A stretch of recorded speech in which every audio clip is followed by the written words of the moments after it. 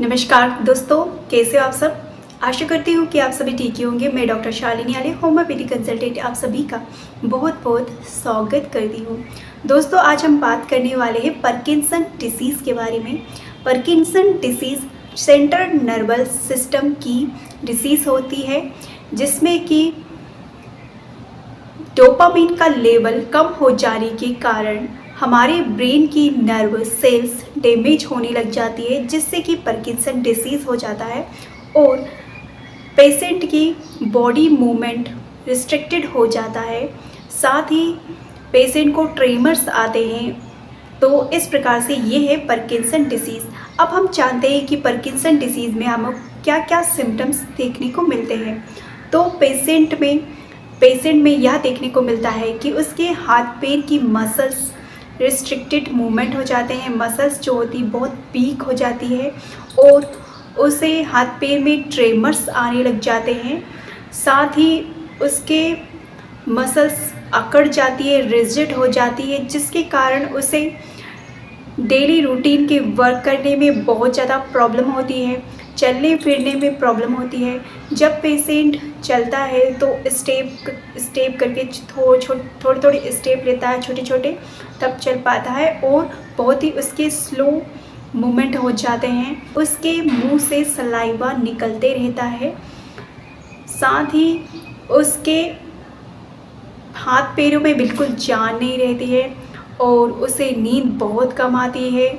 उसे नाइटमेयर्स आते हैं, बुरे सपने आते हैं और पेशेंट जब सोने की कोशिश करता है तो वह सो नहीं पाता है अच्छे से।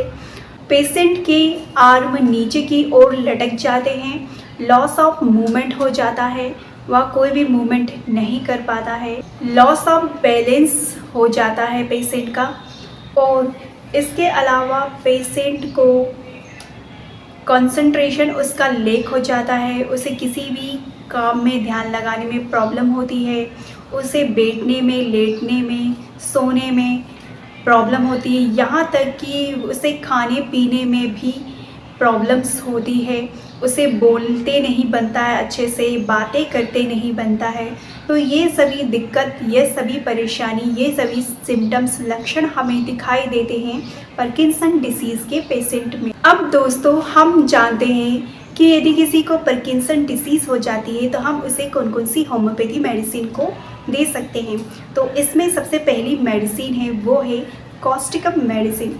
इस मेडिसिन का उपयोग हम तब कर सकते हैं जब किसी पेशेंट को ट्रेमर्स आ रहे हैं और पेशेंट का कंसंट्रेशन लॉस हो गया है, उसकी मसल्स वीक हो गई हो, तब हम इस सभी कंडीशन में, इन सिम्टम्स में हम यूज़ करेंगे कॉस्टिकम मेडिसिन को 30 पोटेंसी में 1 दिन में 3 बार, इसकी 4 पिल्स। तो ये बहुत ही इफ़ेक्टिव रिजल्ट देगी। जब किसी पेशेंट को ट्रेमर्स आ रहे हो, स्टिफनेस हो गई हो, उसकी मसल्स बहुत ज़्यादा अकड़ गई हो, तभी हम यूज़ कर सकते हैं कॉस्टिकम मेडिसिन को। हमारी जो नेक्स्ट मेडिसिन है वो है जेलसीमियम।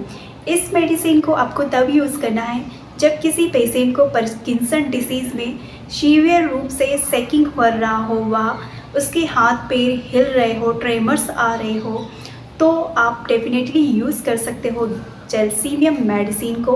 और यदि पेशेंट को इसके साथ ही हेडेक हो, माइग्रेन हो, तब भी इस मेडिसिन को यूज़ किया जा सकता है 30 पोटेंसी में 1 दिन में 3 बार, इसकी 4 पिल्स।